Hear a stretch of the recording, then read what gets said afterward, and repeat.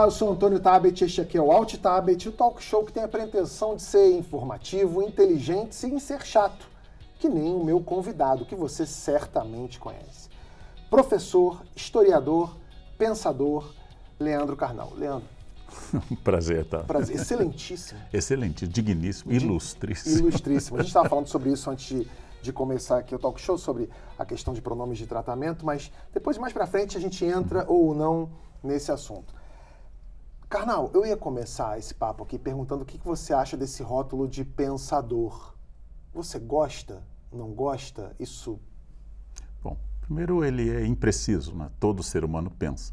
Uma mãe de família administrando um almoço com uma renda pequena e tendo que variar, pensa mais do que eu penso no dia a dia. Ela é obrigada a inovar. Ela é obrigada a inovar. Então, todas as pessoas pensam. Os rótulos intelectual público, os rótulos pensador, etc., eles falam muito mais das pessoas do que de mim. Eu acho que eu penso, como todos os professores pensam, a gente trabalha com abstração, não trabalha com coisas absolutamente concretas, mas com abstração. Sim, eu penso, não mais ou menos do que as outras pessoas. Você acha que a gente, então, por viver no Brasil, você acha que a gente acaba pensando mais que nos países mais desenvolvidos? Nós temos que ser um pouco mais, usando a expressão técnica, espertos. Então, por exemplo, a gente atravessa numa faixa de segurança em outro país, mas como brasileiro, eu tenho essa experiência longa, você olha para o sinal, olha para o motorista, atravessa a faixa e negocia com ele que você está atravessando. Enquanto que um inglês, por exemplo, ele atravessa com tranquilidade. Então, há lugares como Moscou, ou Cairo, ou Lima, onde o desrespeito aos sinais de trânsito e às regras são muito parecidos com o Brasil e até piores. Então, é raro um brasileiro ser atropelado, porque nós desconfiamos dos sistemas. Então, eu acho, ostra feliz não faz pérola, diz o Rubem Alves, o título de um livro, eu acho que quem enfrenta mais dificuldades fica mais atento a detalhes e a riscos. Eu acho que a felicidade e a tranquilidade nos tornam, em geral, um pouquinho mais idiotas. Carnal, hoje eu estava vendo esses Reels do Instagram e aí eu vi um perfil que eu gosto muito, americano, que ele debocha de estereótipos. Então ele fala assim, contemplem o homem hétero que faz sei lá o quê, contemplem a mulher isso e tal. E hoje ele estava contemplando, de maneira debochada, a figura da influencer. Que é a mulher muito bonita e que fica de biquíni mostrando um produto, que na verdade ela não está vendendo o produto, ela meio que está se vendendo e tal, e ela se rotula como criadora de conteúdo. E esse cara debochava, falando que o conteúdo na verdade era ela mesma, o próprio conteúdo. E hoje em dia na internet são essas pessoas meio que chamam a atenção, você vê um artista que você não vê muita arte ali, a pessoa que produz conteúdo e tal. E você é um cara que você é professor, historiador e você bomba na internet. Você é um cara muito popular, você é muito seguido, seus conteúdos voam. Você imaginava lá atrás que isso poderia acontecer com um professor historiador? O que o jovem Leandro Carnal imaginaria desse futuro? Acho, Tabet, que toda pessoa que diz que imaginava, que trabalhou para isso, que estrategicamente deu passos para chegar onde está, é um mentiroso. A vida é muito fruto do acaso. E em bancas, especialmente bancas de professores, é comum os professores fazerem o que a gente chama de história de teleologia, que é ir lá buscar no passado uma coisa que explica o presente. Então, eu tinha 7 anos, fui pegar um livro de Grécia, caiu na minha cabeça, eu soube que seria professor de grego na USP. Isso é falso. Eu tentei muitas coisas. Eu vou lhe dar um exemplo muito rápido. Cheguei a São Paulo com uma profunda vontade de me aprofundar na pesquisa do Brasil do século XVI, especialmente os jesuítas, porque eu tinha sido jesuíta.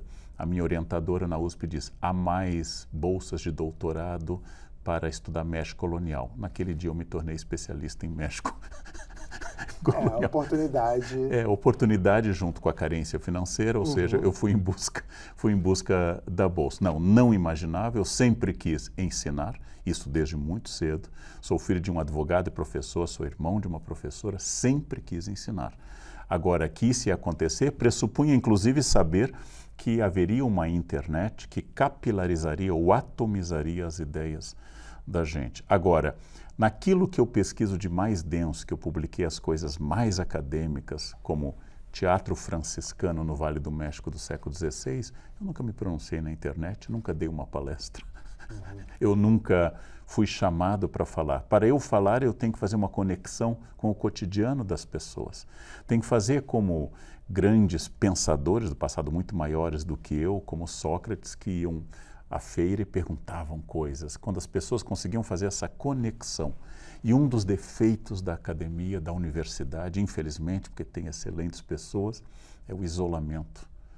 E eu acho que este isolamento acadêmico explica o tipo de barbaridade, como campanhas contra vacinas que dominaram as redes. Se os acadêmicos tivessem sido mais fortes nas redes, tivessem feito mais presença, mas o acadêmico geralmente gosta da redoma universitária, que ele protege, ele fala para um público já seduzido, ele fala para um público que não tem o contraditório. E isto é muito importante que grandes professores intelectuais possam estar nas redes, não? E isto tem feito falta. É por isso que os seus livros, que no início falavam mais de história, fatos específicos, dissecavam acontecimentos, você começou a falar sobre felicidade, sentido da vida.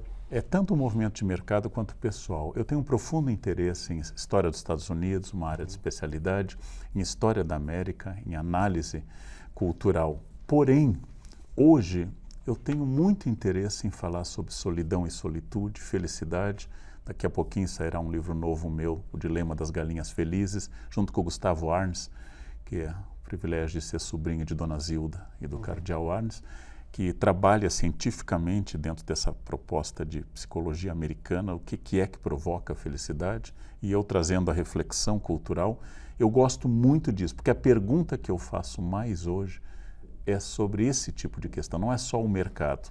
E sim, o mercado quer respostas práticas e as pessoas querem saber mais imediatamente, tal como com o estoicismo, o que eu tiro de prático desse ensinamento para mim.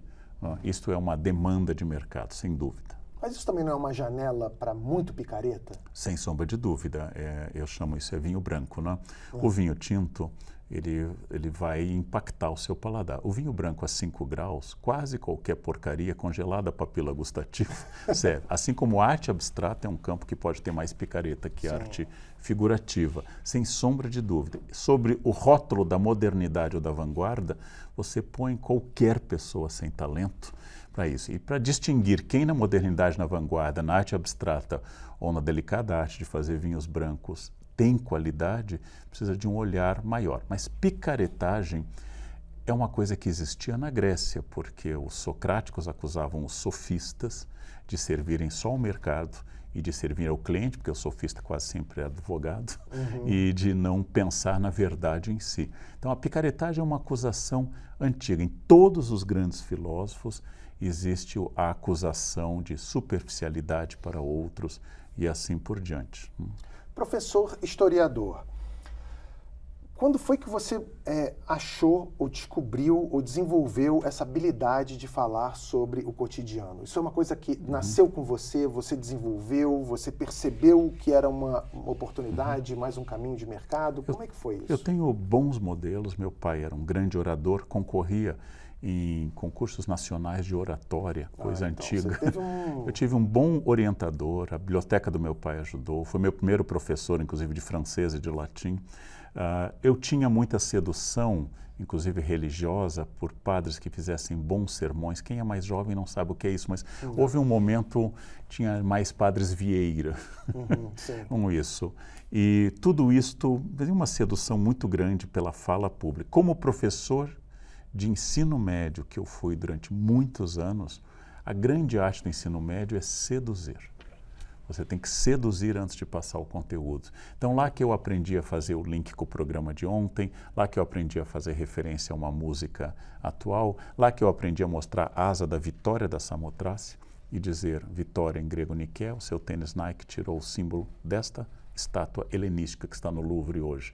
Aí o aluno olhava para o tênis dele, pela primeira vez ele via a história junto ao tênis, ele tinha um espanto. Este espanto, a filosofia diz estranhamento, ele é fundamental para dar aula para o ensino médio. Só que ele não pode ser um stand-up.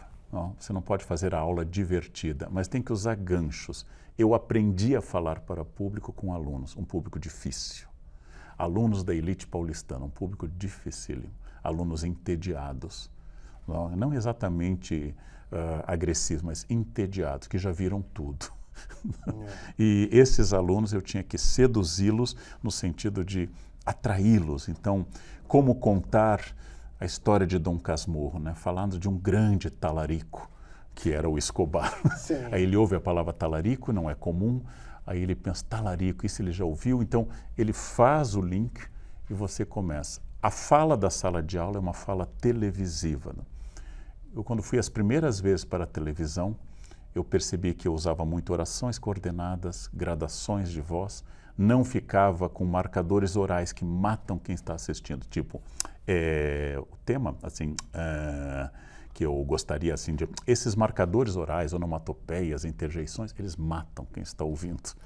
E na sala de aula também, os alunos odeiam. Eles querem que chegue lá e diga algo. E aí, fazendo essas relações, eu vou dar uma aula sobre nacionalsocialismo, sobre o nazismo, quando estava sendo julgado um grupo em Niterói por adesão ao neonazismo. Aí eu trago a foto dessas pessoas e pergunto, o que Hitler faria com essas pessoas de Niterói? É o supremacista pardo, é uma jabuticaba nossa. É uma jabuticaba, é uma jabuticaba muito especial, né? Então, o supremacista que, vamos pensar uma hipótese absurda, que alguém invoque Estados Unidos para libertar o Brasil de qualquer um absurdo, né? Isso não poderia ocorrer. Mas quando você vê as contradições, você leva o aluno a pensar uma contradição, as contradições abundantes na direita e na esquerda. E eu nunca me identifiquei com um campo. Então, por exemplo, na universidade pública, dominantemente crítica, e muita gente filiada a grandes correntes de esquerda, eles achavam que eu era conservador. Para o grande público hoje da internet, eu sou tido como esquerdista. Estamos juntos. Estamos juntos. Nós somos os isentões. Os isentões. Quer dizer, quem não milita num dos polos, né, eu tenho ideias que são muito simpáticas à esquerda. Né? Sou muito simpático, o combate antirracista, o respeito à diversidade, sou a favor de cotas, isso daria um outro programa para dizer o motivo, e entendo quem não é, porque acho que é um debate bom, é um debate rico, mas isso as pessoas é de esquerda. Isso, é de comunista. Esquerda. Mas aí eu faço propaganda para banco, eu dou palestra para empresa. Ele é um conservador. Liberal, liberal, fascista. Então, eu não me importo muito com isto. Não me importo muito com isto. A grande questão é, aprendi a falar na sala de aula, fui a várias experiências de televisão, fui durante a década de 90 muitas vezes.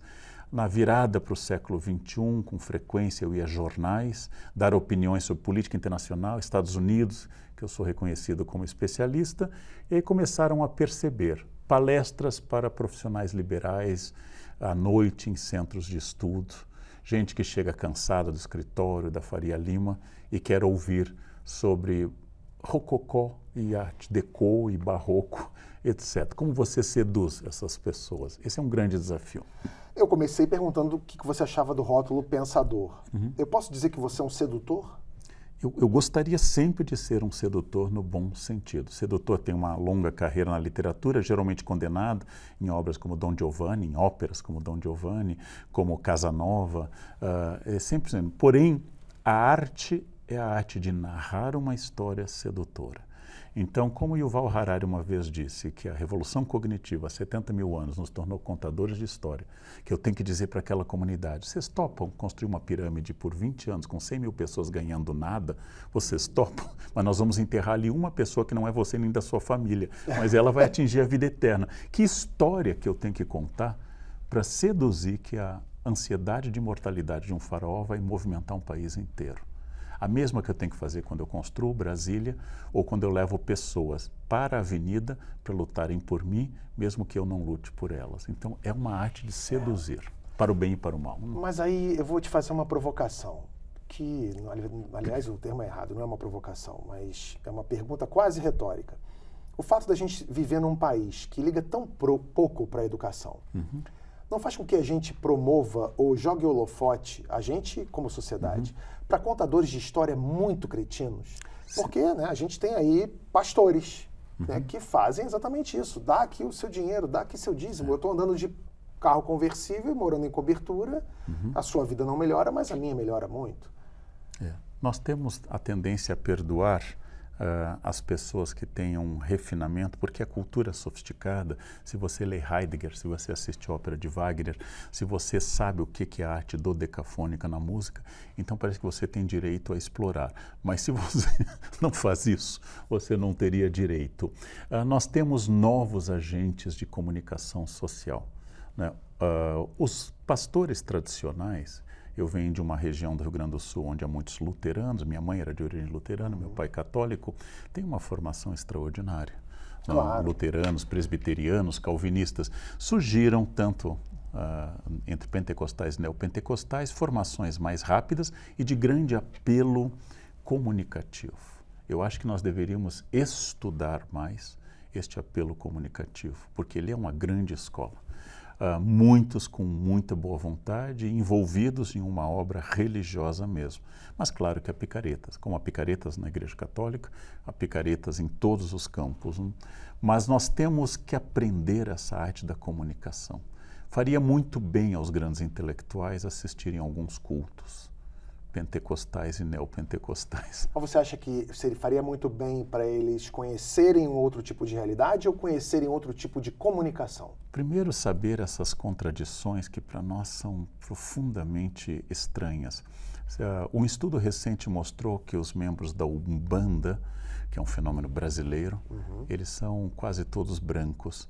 E os membros das igrejas neopentecostais são em grande quantidade negros. Então, você identificar o neopentecostalismo com o popular, né, é um pouquinho mais problemático.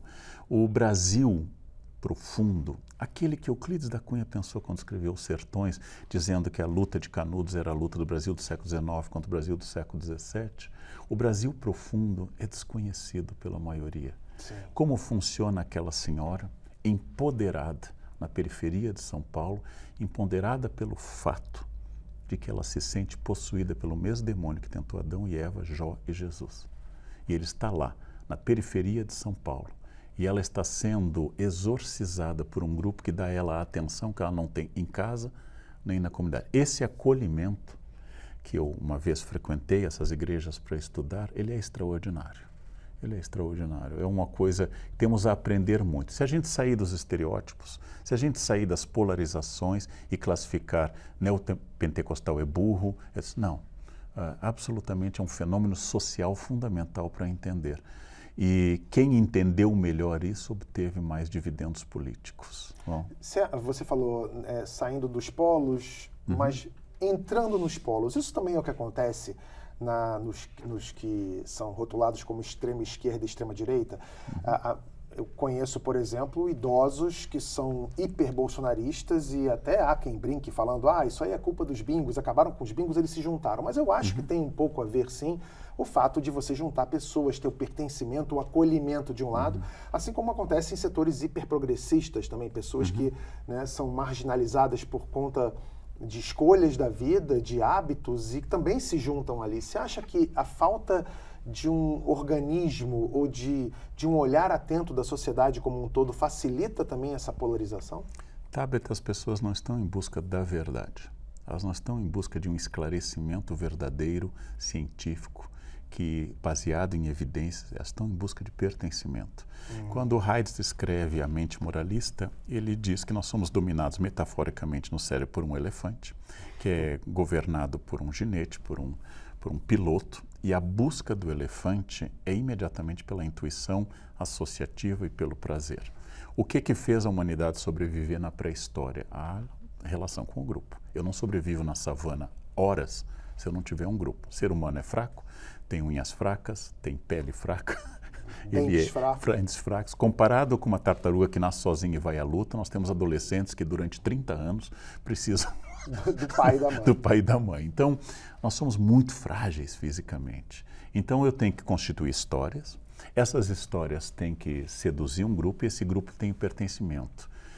Se um especialista em infectologia de Genebra diz que vacina funciona, mas o meu grupo de WhatsApp que come churrasco e toma caipirinha diz que não funciona, eu preciso mais deles do que Genebra. Eu nem sei onde fica Genebra. Eu nunca fui à margem do Lago Lemão. Eu nunca vou à Suíça. Mas aquele grupo que joga futebol comigo diz que não funciona. E por que nós estamos enfrentando uma epidemia de sarampo no Brasil que estava quase erradicada? Porque esvaziamos os validadores da vacina. Durante o governo militar, eu era criança, quando houve a epidemia de meningite, ninguém perguntou de onde vinha a vacina. Ninguém nos perguntou nada. A gente ia para a fila na escola e era uma pistola e davam aquilo. Né? Hoje, não, tem que ter liberdade para escolher. O militar não tinha liberdade nenhuma, botava tudo. A vacina, inclusive, não era das melhores, mas era a possível em plena epidemia. O que significa isso? Eu preciso pertencer. Primeiro a gente toma a decisão emotiva, depois a gente justifica. Quem toma a decisão é um cérebro voltado ao prazer. Exemplo, eu quero beber, eu adoro vinho, não estou podendo beber porque eu preciso perder peso, então eu vou lá e bebo. E aí depois vem a ata, eu mereço, o dia foi difícil, eu li um estudo que faz bem à saúde. Comi pouco hoje, eu não vou comer o doce. Primeiro eu tomo a decisão, não? Depois vem a justificativa. Então, o elefante que o Haidt fala na mente moralista, ele quer associação, ele quer impulso, ele quer prazer, ele quer pertencimento e não análise crítica. Então, vai lá alguém e fala horas e horas sobre os benefícios da vacina e vai alguém que diz, mas eu tenho uma tia em Sorocaba que tomou e morreu. Então, isso virou um caso científico. E eu vou. E as pessoas não estão sabendo se comunicar, porque elas fazem a mesma coisa que a elite brasileira fez no 19 com Canudos, fica dizendo, é gente primitiva, é gente analfabeta, seduzida por líderes religiosos fanáticos, a única maneira de eliminar Canudos é matando todo mundo. Por quê? Porque eu não entendo como essas pessoas funcionam. E não dou o direito de cidadania, nem a esquerda dá à direita, não são brasileiros, e nem a direita da esquerda, não são brasileiros, não pertencem a esse país, são estranhos. E somos profundamente brasileiros, inclusive nessas polarizações, que são um pouco menores do que a gente imagina, elas são muito de internet. Eu vivo essa experiência que talvez você viva. Eu tenho odiadores virtuais, eu não tenho reais. Sim, na rua é só carinho. A rua é só carinho. Eu nunca fui agredido na rua. Uma vez, num restaurante do Rio de Janeiro, alguém fechou a porta durante o episódio que eu havia jantado com um famoso juiz. Ele fechou a porta e disse isso, né? Disse, você, hein? E aí fechou a porta e foi embora. Foi a coisa mais agressiva que eu ouvi. Karnal, você estava falando sobre redes sociais aqui. A gente tem um quadro chamado Será Que? A gente vai até o Twitter, o novo X, aquele chorume da internet, e a gente vai lá atrás de perguntas que as pessoas têm sobre você. Começando com uma fã, a Iris Coelho, ela fala, será que o Leandro Carnal tem algum podcast? Eu ficaria horas ininterruptas ouvindo a voz calma que só passa inteligência. Eu e a Gabriela Prioli temos o Platitudes, e Platitudes é uma homenagem a um hater que diz que a gente só falaria coisas rasas, platitudes. Nós gostamos tanto da ideia que o podcast se tornou Platitudes e faz bastante sucesso, tenho um grande prazer, só lamento não poder gravar mais, porque temos que achar entre duas agendas complicadas um tempo, mas temos Platitudes. Vocês são muito amigos, né? Somos. E temos uma dinâmica muito boa. A área de conhecimento da Gabriela, o direito, a minha, a história, as humanidades, a gente se dá bem, diferença de idade, de projeto. Gabriela eu conheci ainda sem filha, sou padrinho da Ava e da filha dela e do Tiago. Nos damos muito bem e trabalhamos muito bem no Clube do Livro e no Platitudes, muito bem. Agora, um mistério levantado pelo pré-colombismos. Eu comprei um livrinho usado e as páginas estão cheias de impressões com o nome do Leandro Carnal. KKKKK. Será que era dele? Olha aí, ó. Sim, eu doei para vários alunos na Unicamp, várias vezes, livros meus que eu carimbava. Hoje eu não faço mais isso, eu carimbava o livro. Ele tem razão, esse era o meu carimbo. Olha, muito bem lembrado. Então você, parabéns. E eu descobri que os meus alunos, ao receberem os livros, alguns deles venderam para sebos. Olha Eu descobri que eles, fui cooptado e hoje eu dou livros para a Fundação Casa, dou livros para o Presídio de Pinheiros e para o Padre Júlio, que tem uma biblioteca para pessoas em situação de rua.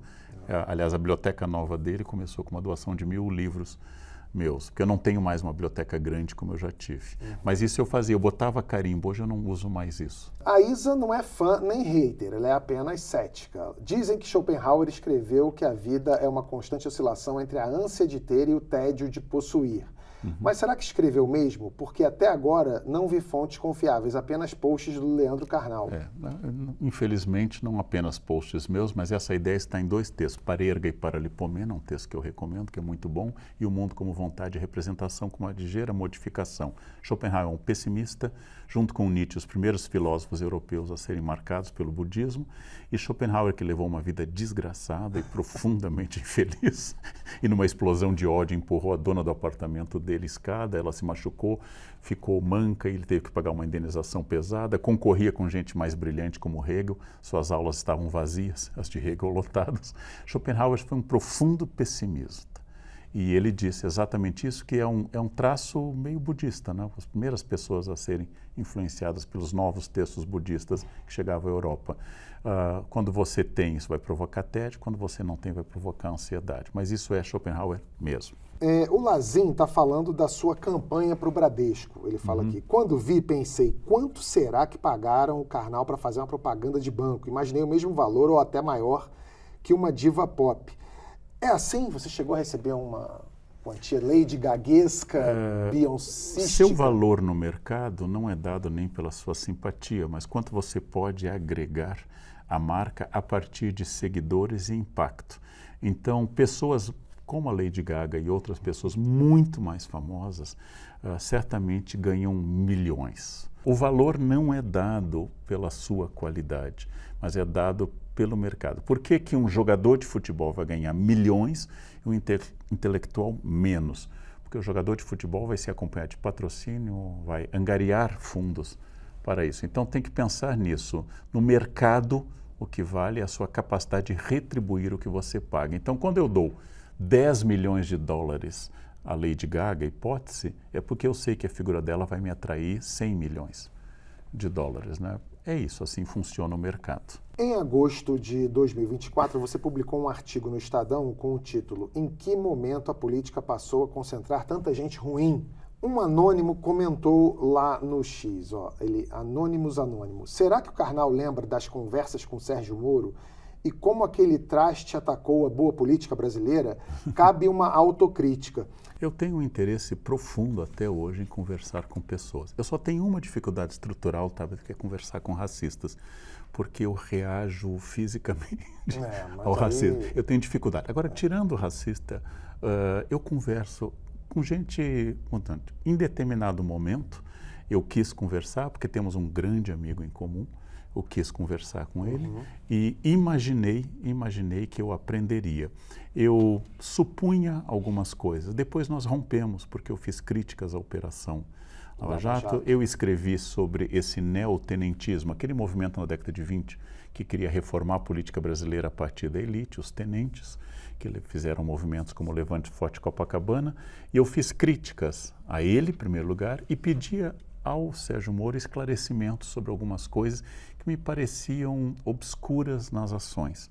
E ele respondeu de uma forma que não era a que eu queria e nós não nos aproximamos mais, não conversamos mais. Então, houve um momento que eu jantei com o Sérgio Moro, um único jantar, e essas pessoas vão lembrar sempre disso. Não é um problema, não é um problema. Hoje talvez eu não jantaria porque eu sei o que o Moro pensa. Então, hoje, talvez eu não tenha interesse, mas na Academia de Letras de São Paulo, que eu faço parte, eu acabei de almoçar com o ex-presidente Temer. Quer dizer que é o sentar no restaurante em São Paulo com o presidente Temer, inclusive uma vez por mês. Eu imediatamente, como o Zelig, o filme do Woody Allen, que ele assume as personagens, isso, eu me torno aquela pessoa? Não, imediatamente não. Hoje eu tenho mais críticas do que eu tinha naquela ocasião. Pelo contrário, na época eu tinha um profundo interesse em saber como estavam funcionando as coisas. E ouvi várias coisas interessantes. Agora eu disse, e volto a dizer, eu adoraria entrevistar pessoas variadas, de Jesus ao General Médici. Eu adoraria ouvir o que Médici teria a dizer sobre o Brasil. Eu adoraria ouvir, porque eu sou um historiador e eu gosto das fontes, não apenas aquelas que confirmam aquilo que eu quero. Entrevistaria Jesus com felicidade e, confesso, entrevistaria Satanás também para saber o que a oposição O que é oposição? pensa. Quem ele apoia para 2026? Exatamente. Diga lá, Satanás. Vai votar vai de quê? Vai de... Eu não sei se a culpa foi do Moro ou da Lava Jato, mas em que momento para você acha que a coisa desandou para a gente? Porque eu estava vendo outro dia um vídeo, um debate lá dos primórdios da política brasileira, de 89, depois, mais tarde, na outra eleição, vi o Brizola debatendo com o Fernando Henrique Cardoso. Você via ali contradições brutais. Um cara acreditava no A, o outro acreditava no B. Uma diferença cristalina, mas era uma coisa muito mais civilizada. Em que momento desandou pra gente? Em que momento virou esse ódio, esse escarcéu, essa coisa que parece que se você já desse uma navalha para cada um ia terminar? Como historiador, a nossa polarização já foi muito pior. Na década de 30, especialmente após a redemocratização em 34 até 37, especialmente o ano de 35, as pessoas... Aqui em São Paulo teve comício da AIB, da Ação Integrista Brasileira, e dissolvido com metralhadoras. Não?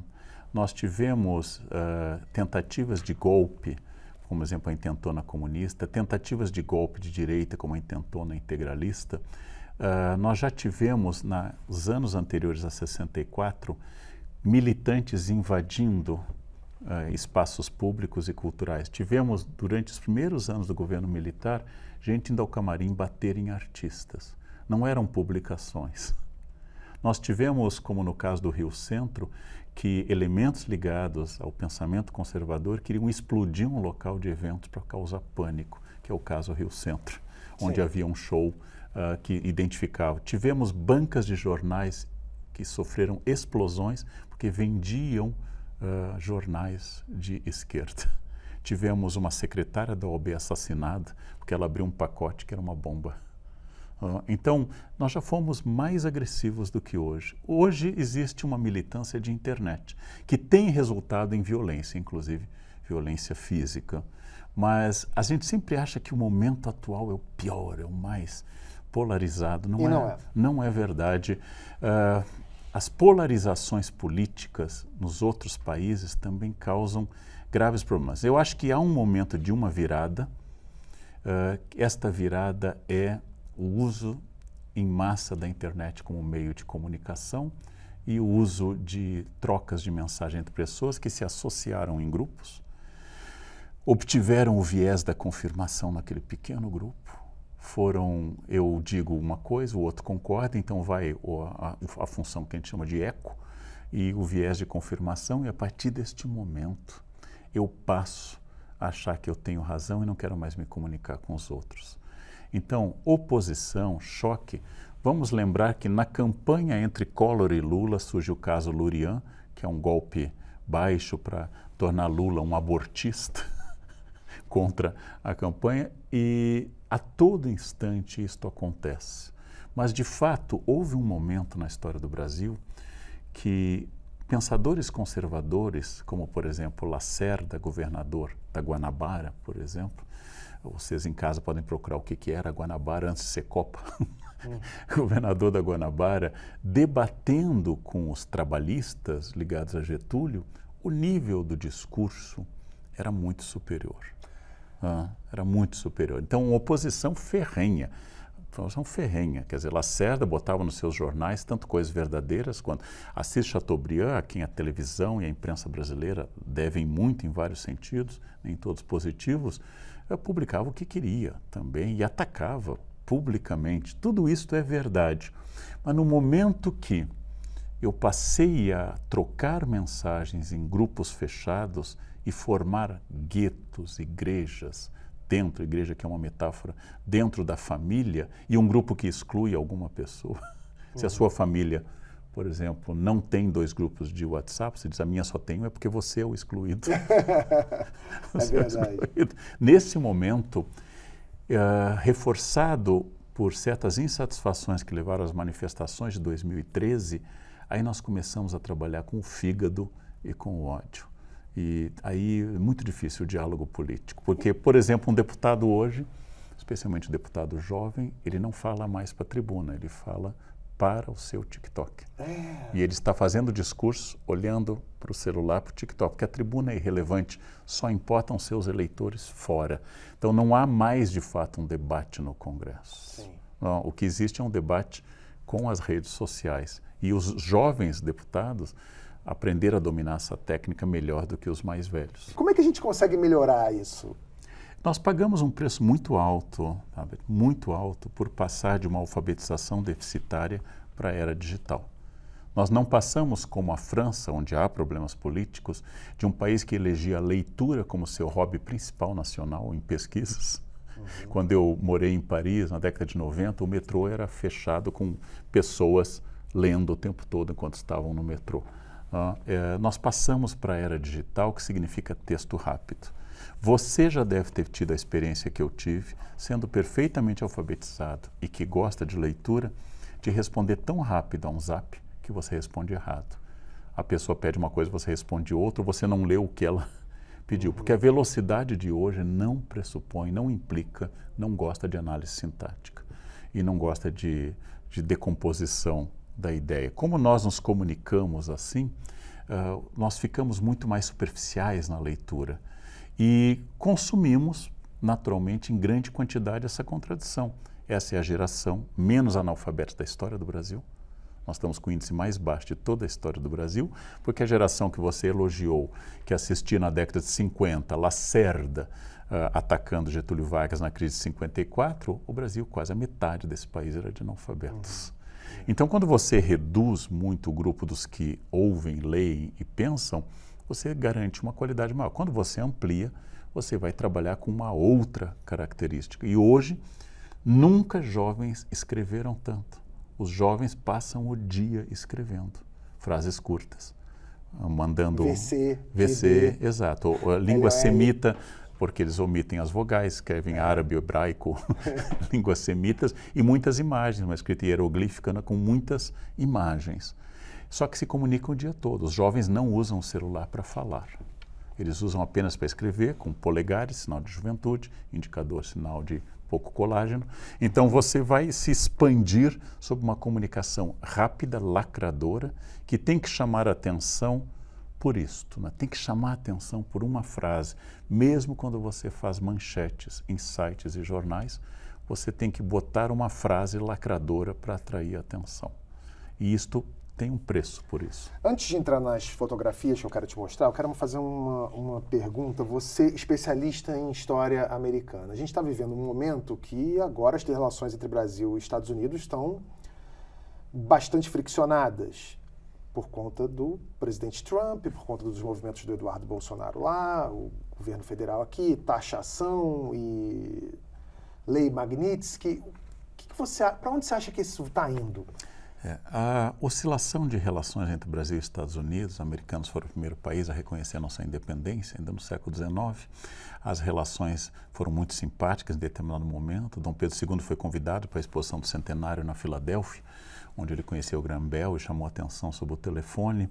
Nós tivemos relações artificialmente positivas. O Walt Disney foi encarregado de se aproximar do Brasil durante o Estado Novo, produzindo desenhos, e o Zé Carioca, para a gente se engajar no esforço da Segunda Guerra e afastar Getúlio das tendências mais fascistas de um Filinto Miller e outros. Nós tivemos relações muito variadas. Houve um momento que políticos e economistas brasileiros diziam que o que era bom para os Estados Unidos era bom para o Brasil, como o famoso Roberto Campos, né? Apelidado de Bob Fields pela oposição. Pela oposição. Bom apelido, vai. Bom apelido, Bob Fields. Né? Então nós tivemos momentos em que isto era visto como um modelo em oposição na Guerra Fria à União Soviética e ao bloco socialista. Nós rompemos relações com Cuba por pressão da OEA, inclusive, nos reaproximamos depois, extinguimos o Partido Comunista em 47 por pressão do governo americano. Aqui o nosso presidente Dutra, sensível a essa política, isso. Mas, muito importante, a oscilação de poderes, vamos lembrar que os problemas que nós temos com o governo Trump não são diferentes que a União Europeia tem. O governo Trump, eu vou defendê-lo, ele está taxando todo mundo. Ele está taxando, às vezes, em taxas muito grandes. Isso é para consumo interno. Isso tem até um dano à economia americana, porque a visão dele é um mundo ainda mercantilista. Eu tenho que ganhar e o outro tem que perder. Esta é uma versão muito antiga de comércio internacional. Sim. E os decadentistas americanos, aqueles que falam que os americanos estão em decadência, eles sempre invocam que após a Segunda Guerra os americanos tinham metade dos depósitos em ouro do mundo e hoje tem menos de 25%. Mas o comércio se expandiu muito. E nós temos a ascensão desse novo ator que é a China, que ajuda a equilibrar, de alguma forma, uma nova guerra fria econômica. A China consome muito nossos grãos. Por isso o agronegócio brasileiro se tornou extraordinariamente potente e importante. Então, governos vêm e vão. O que eu acho mais interessante, talvez um pouco além da sua pergunta, ou expandindo, é esta sedução por uma certa cultura, estilo Miami, uma cultura latino-anglo-americana. Romero-britista. Romero-britista, essa cultura que vê naquele ponto não vê defeitos naquela civilização e não vê problemas. E o mais interessante, gente que aqui se beneficia do SUS, o maior projeto de saúde pública, e vai para lá e sabe que se uma ambulância ele pegar na rua e ele levar para o hospital... Um abraço. Nossa, seria melhor ter morrido na calçada. Já dá um rim logo. Já vai tirando para vender. Porque, e as pessoas pegam as coisas muito boas que os Estados Unidos teriam a nos ensinar, inclusive essa característica americana, se eu fiz uma universidade e eu cheguei ao sucesso, eu retribuo a universidade com doações, bibliotecas, hospitais, política que nós não temos. Os ex-alunos da USP, como eu, por exemplo, raramente voltam à universidade para doar. Existe isso, mas é raro. Não temos essa política.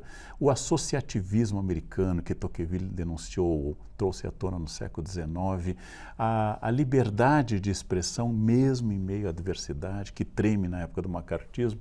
Os americanos têm muitas coisas boas. Tem desníveis brutais, tem um crescimento de população em situação de rua avassaladora, muito elevado, mas nós também temos muita coisa interessante. É o diálogo que faz. Eu não associo Estados Unidos a Trump, não associo o Brasil nem a Lula, nem a Bolsonaro.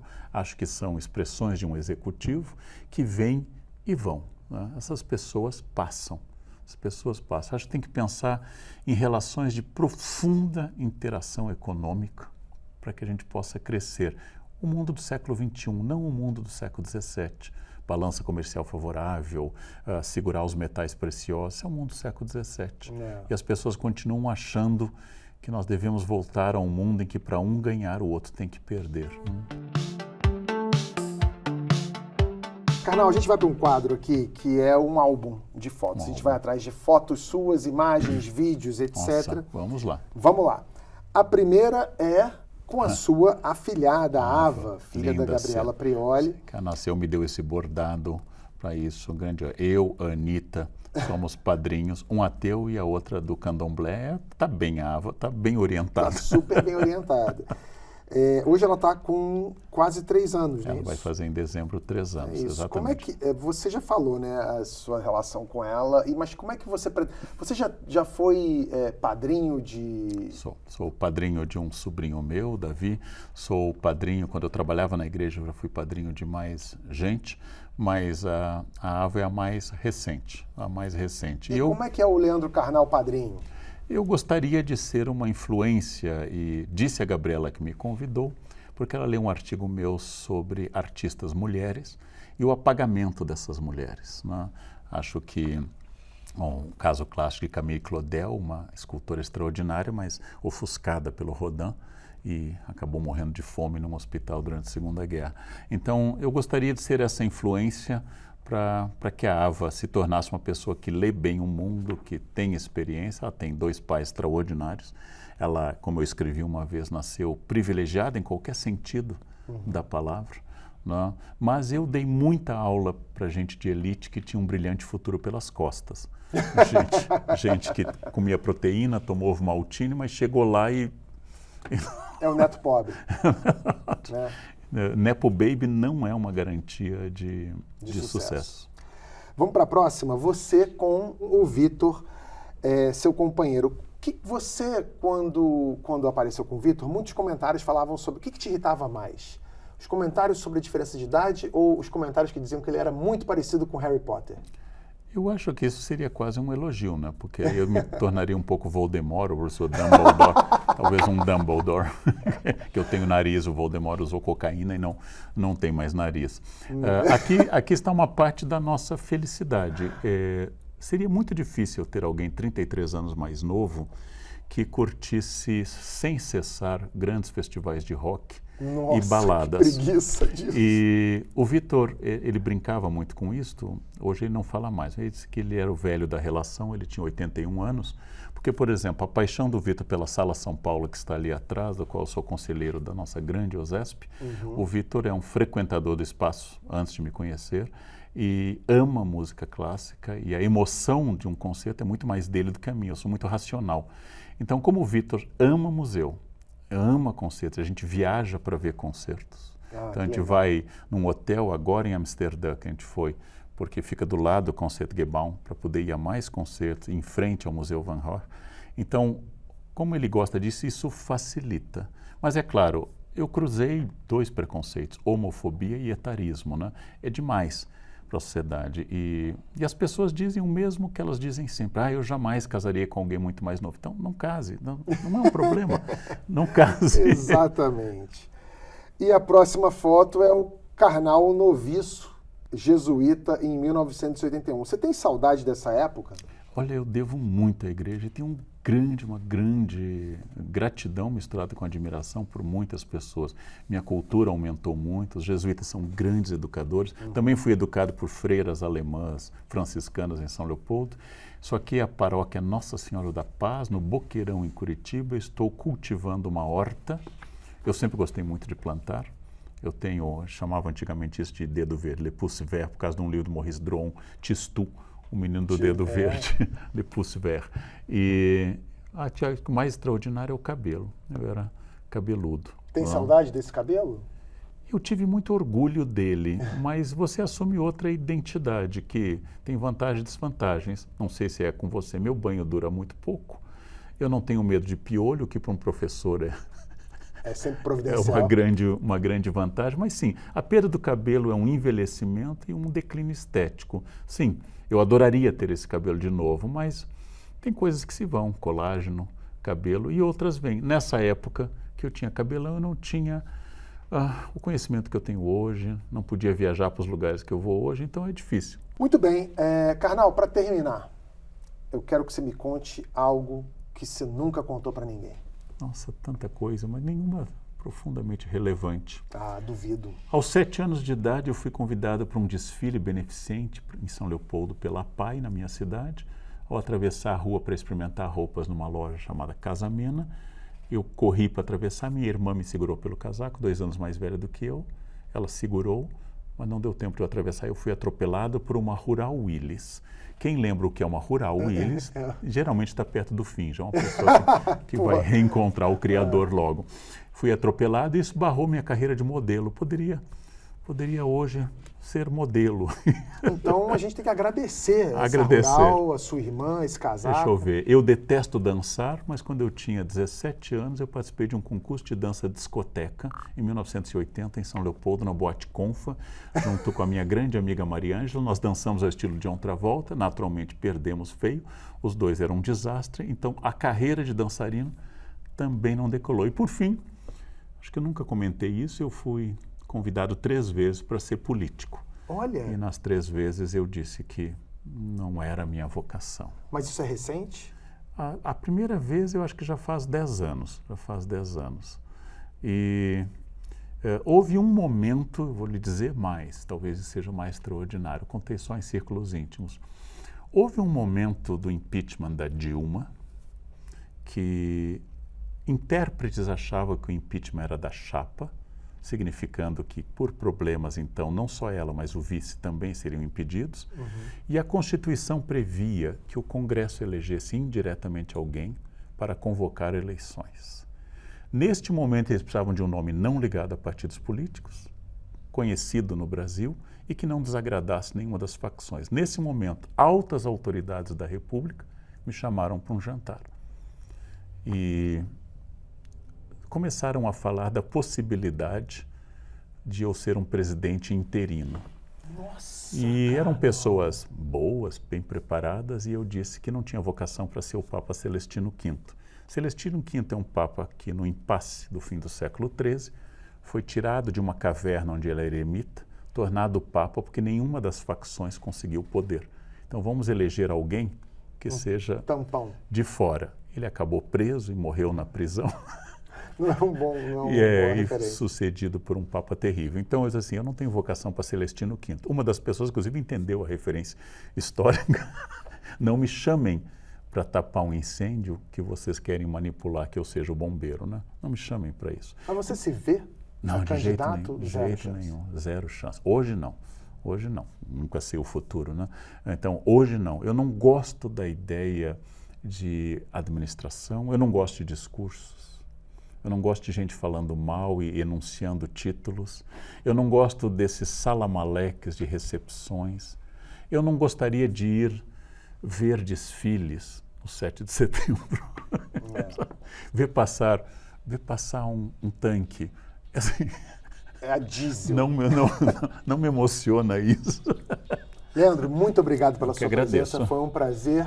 Se você gostou, como eu, curte, compartilha, espalha por aí. Semana que vem a gente volta com outro convidado. Espero desse tamanho, dessa qualidade. Até lá.